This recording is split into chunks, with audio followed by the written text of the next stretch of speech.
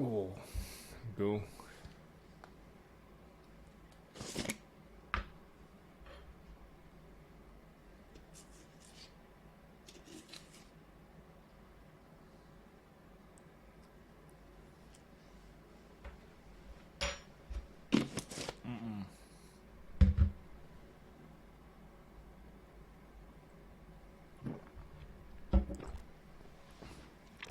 Oh, that one was tough. Let's go.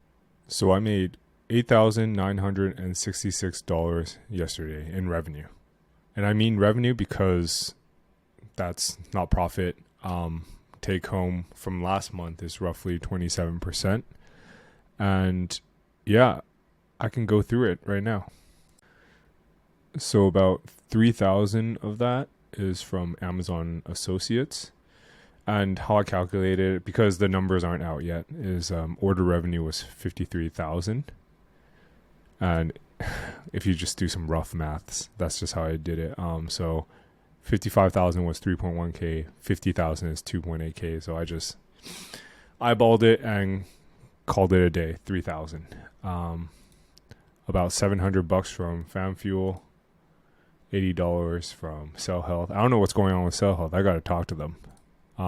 More niche, we're at $210. And about, I believe it was 3,300 from Mediavine. I'm not going to show it because I'm not editing this video and it'll probably show on my sites. I did forget to mention that the OnlyFans revenue from yesterday was only $240. This is less than half of what it was a couple days ago. And I have a couple theories about why that is. I'm assuming as soon as it launches, when you launch like a bunch of content on a site, they all typically shoot up to the top 5 rankings for the respective keywords due to freshness, etc., etc. Publish date is most recent, so Google tries to serve the most recent content, right? And now that it's been a couple days, it probably drops down in rankings. But if this is the equilibrium, I don't know if it is worth the effort, because $240 times 30 is what? Quick maths is 7K. I guess still worth keeping on the site, but nothing to write home about. Let's talk about yesterday. So yesterday I had a couple things I wanted to do, namely the net worth update, which is, I did the calculation, haven't written up the email yet, which goes out today. If you guys are watching this video right now, please go sign up for my newsletter if you haven't already, to see my breakdown in my net worth and stocks, sites, real estate, etc., etc. Anyways, revenue update went out yesterday. Reception was not as good as before. Maybe people are sick of looking at revenue updates. I was expecting it to shoot up because it was an all-time high in revenue last month. But I guess maybe there's some sort of like fatigue. No one cares about it anymore. Let me know if you've been following along on Twitter and you want me to keep doing it, because I don't know. Maybe I'll just call it a day in December, but we'll see. So partnership onboarding still ongoing. Site launch. Funny enough, the site launch that I was complaining about yesterday, all the issues we managed to fix, and the client's very, very happy with the site in general. So that's good. One thing I did want to talk about was, so this client actually has an in-house designer.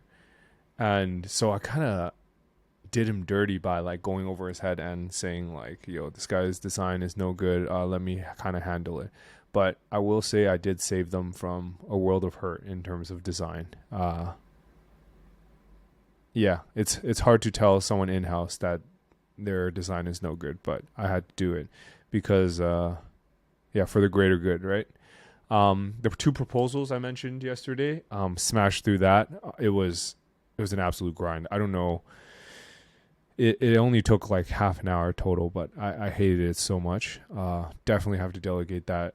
If you guys have any tips on how to write up proposals in a like custom proposals for like 5 to 10K a month clients in a timely manner without sacrificing quality, let me know. Also, we were launching Mediavine on one of the partnership sites. That went relatively well. I told you guys about the hiccups yesterday, that the client wants to insert their own snippets for their own events. But I reached out to Mediavine saying client wants to do that via Google Ad Manager, and they said it's not possible because Mediavine uses their own Google Ad Manager, and you can't have two on the same site at the same time. So we're trying to look for solutions around that. And yeah, I guess I'll keep you guys posted. In terms of personal stuff, yesterday we arrived in Vienna, which is in Austria. I've been here before, but I wanted to take Janice here. Unfortunately, when we arrived, it was pouring rain. It was like you can't walk around in that weather. So we kind of stayed in, and a great thing that came out of it was we did end up going to the gym. So I had a great back session. And my neck, from a couple of days when I pulled my neck while doing back and biceps, it's completely healed. Very happy about that. So afterwards, I had various calls. One with a publicly traded company for partnerships with their portfolio brands. I cannot wait to talk about that, guys. That is going to be absolutely bonkers if we are able to lock more of them down. And what else? We went to a Chinese place in Vienna.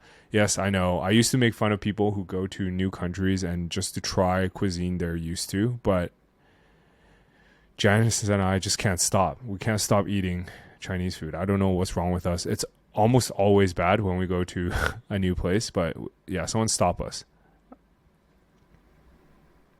So my sleep was actually really good last night. Typically when I sleep in hotel rooms such as this, we're in actually I'm not going to tell you which one it is for safety reasons, but it is I get much better sleep because there's like aircon. I tend to run hot in the middle of the night. You guys probably don't care, but just telling you anyways. My readiness score yesterday was 84, I believe, and a sleep score of 81. And I slept a total of 7 hours and 40 minutes. And yeah, I feel pretty good today.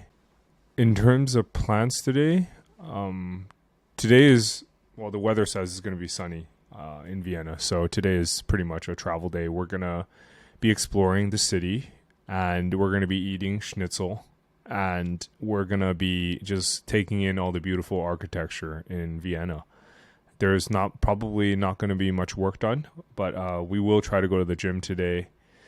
And if I might do a bit of keyword research for the partnership sites because we're running low on articles right now. And yeah, just keep on pushing. Right. One thing I did want to mention is for our health partnership site, my business partner actually informed me that we might be reaching a partnership saturation soon. What that means is he's been able to sell, I believe this month is like 60K in partnerships, but all the pages with significant traffic and significant revenue pushing to it has been already sold off, and all the other ones have no interest in it, and we just have to kind of wait until we enter more niches.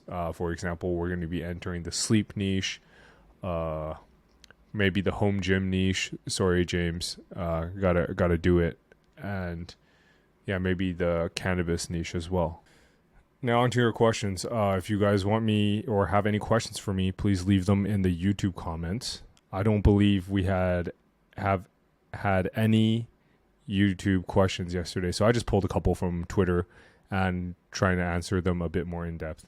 So someone on Twitter asks, what resource would you advise someone who is starting in SEO and blogging? And a similar question asks, how would you get to 10K a month in profit MRR? Would you focus on affiliate or building an agency? So the first question, I would say, I learned SEO and about blogging through just testing my own sites. So I highly recommend people do that. If you go through a course, majority of people don't take action after a course because they get into some sort of like analysis paralysis. So I think the best way to do it is you either take a course and create a site in parallel. So while you're doing the course, you should be creating a site, or you should be just creating a site and just testing what works. Don't take other people's word for it, because honestly, you guys, some of the people who you follow or you listen to, you shouldn't be, because none of these guys actually have any sites ranking or make any significant revenue from their own businesses. They're just here to sell you consulting, courses, sponsorships, etc., etc. Now on to how I would get to 10K MRR if I'm just starting out again. Knowing what I know, it would be 100% agency, and I'd probably do some sort of like clip cutting TikTok agency and just do a ton of cold outreach and then offer people free clips for a testimonial, or free clips just to get people in the door, because it takes like nowadays like 30 seconds to cut something. Now, on to the next question. What metrics do you look at before onboarding a partnership client? So I would say in general, they have to be at least above 65 DR. And if they're between 65 and 80 DR, which I would say is considered the low end, they need to have significant traffic already. 80 plus DR, then we hit the point where their traffic doesn't have to be significant and we're able to take swings. Yeah, that's pretty much it. And as I mentioned in the video, the next question is thousands of articles written from 10 people like that. Do you produce it with the help of AI? So yes, we do produce it with the help of AI, but everything is like human edited.